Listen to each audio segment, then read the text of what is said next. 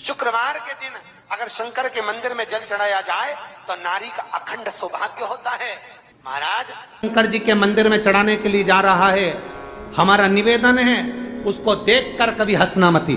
जो शंकर के मंदिर में झाड़ू लगा रहा है उसको देखकर कभी हंसना मती। जो शंकर के मंदिर में दिया लगा रहा है उसको देखकर कभी हंसना मती। जो शंकर के मंदिर में जाकर शंकर का श्रृंगार, जम के बोलो जरा सबको, पहले भी कथाओं में बताया, शिव जी की जो ये शंकर भगवान का शिवलिंग है, ये जलाधारी जो पानी बहने का स्थान है, पूरब पश्चिम उत्तर दक्षिण, इसमें से जलाधारी किस ओर जाती है? उत्तर की ओर। कहाँ जाती है? जम के बोलो जरा, उत्तर की ओर। केवल भारत की भूमि पर एक शिवलिंग ऐसा है जिसकी जलाधारी दक्षिण की ओर है, वो केवल उज्जैनी के कालाधिपति महाकाल बाबा हैं जिनकी जलाधारी दक्षिण में। बाकी के दुनिया में जितने आपको शंकर के मंदिर मिलेंगे, जितने शिवालय मिलेंगे, सबकी जलाधारी कहां पर रहेगी? जम के बोलो जरा, उत्तर में। उत्तर की ओर जलाधारी रहेगी, उत्तर में। पूरब पश्चिम में नहीं, दक्षिण में नहीं, उत्तर की ओर जलाधारी रहती। तो बेटी ने पूछा कि गुरुदेव अगर मान लो हमें जल चढ़ाता चढ़ाता इतना दिन हो गया और बाबा नहीं सुनी दिया तो हम कई करें। अब उसने तो, बेटी ने तो अपनी भाषा में, तो मेरा उस बेटी से निवेदन है तुम काई मत करो, बस इतना करो कि उत्तर की ओर जो जलाधारी होती है ना, प्रत्येक मंदिर में, ऐसा कोई शिव मंदिर नहीं होगा जिसमें उत्तर की ओर जलाधारी नहीं हो, सब मंदिर में उत्तर की जलाधारी रहती। केवल एक कालाधिपति महाकाल राजा की दक्षिण में, बाकी के सब की उत्तर। तो अगर बाबा नहीं सुन रहे हैं तो बेलपत्री एक अशोक सुंदरी वाली जगह पर चढ़ाकर, दूसरी बेलपत्री बाबा देवादिदेव महादेव को, ये डंडी का मुख अशोक सुंदरी के यहाँ चढ़ाओ तो उत्तर की ओर। ये जो आप बेलपत्र चढ़ाओगे शिवलिंग के ऊपर, इसकी डंडी का मुख भी उत्तर की ओर। और तुम जब बैठो तो दक्षिण में बैठना। कहां पर बैठना? यहां बैठोगे तो यहां से जो पानी बह रहा है, आप कहां बैठोगे? जैसे ये पानी यहां बह रहा है तो तुम्हें कहां बैठना है? इसके इधर। ना तुम्हें इधर बैठना है ना तुम्हें उधर बैठना। कहां बैठोगे? दक्षिण में। दक्षिण में बैठोगे तो तुम्हारा मुख कहां हो गया? जम के बोलो, जम के, उत्तर में। तो तुम जब यहां बैठोगे तो ये जो जलाधारी है जहां से पानी बहकर जा रहा है, यहां बैठोगे।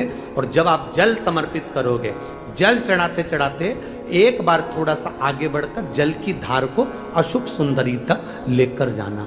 ये लगभग तुम 2 या 3 महीना कर कर देखो, मेरा बाबा तुम्हारा हाथ जरूर पकड़ेगा, निश्चित है।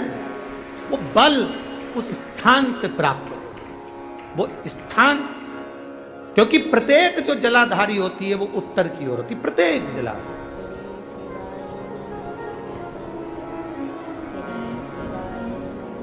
शंभो शरणे मांगू घड़ी रे, दुख काटो दया करी ने दर्शन।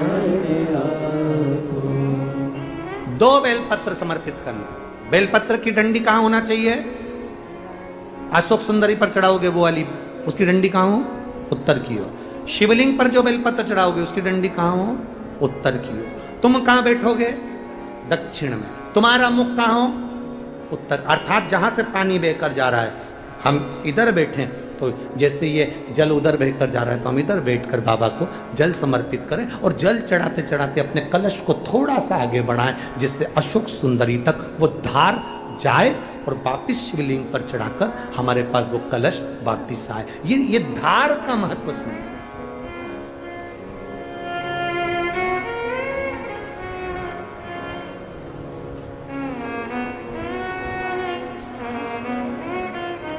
एक बार ये कथा हमने कह दी एक जगह पर तो किसी व्यक्ति ने पूछा गुरुजी ऐसा भी होता है कि जल चढ़ाने का भी नियम होता है, यहाँ चढ़ाओ वहाँ चढ़ाओ? हमने कहा देखो एक व्यक्ति वो होता है जो नौकरी में रहता है, नौकरी में रहता है, बैंक में नौकरी कर रहा है, पुलिस में नौकरी कर रहा है, सरकारी नौकरी कर रहा है, स्कूल में नौकरी कर रहा है, तो वो व्यक्ति की जब तक नौकरी रहती है वो कुर्सी पर बैठता है, सिग्नेचर करता है, तो उसकी बात मानना पड़ती, क्योंकि उसका सिग्नेचर हो गया। और वही व्यक्ति जब रिटायर हो जाता है और रिटायर होने के बाद अपनी कुर्सी पर आके बैठ के सिग्नेचर कर दे, तो उसका सिग्नेचर मायने रखाएगा? बोलो जम के। वो किसी को सस्पेंड कर दे तो बात आएगी, भले कितना बड़ा भी ऑफिसर हो, पहले तो तू रिटायर हो गया, रिटायर होने के बाद तू किसी को सस्पेंड नहीं कर सकता। कुर्सी जब तक तेरे पास है, पद जब तक तेरे पास है, तू जब तक नौकरी पर है, तेरे सिग्नेचर का मूल है। तो ऐसा हमारे यहाँ भी स्थान बताए गए कि यहाँ बैठकर जब आप सिग्नेचर करोगे, मतलब यहाँ बैठकर जब आप जल चढ़ाओगे, तो वो जल मेरा महादेव स्वीकार करता है और उससे तुरंत फल की प्राप्ति हो जाती है। वीडियो अच्छा लगे तो लाइक, सब्सक्राइब एंड शेयर जरूर करिएगा। धन्यवाद। श्री शिवाय नमस्तुभ्यम, श्री शिवाय नमस्तुभ्यम, श्री शिवाय नमस्तुभ्यम, श्री शिवाय नमस्तुभ्यम, श्री शिवाय नमस्तुभ्यम।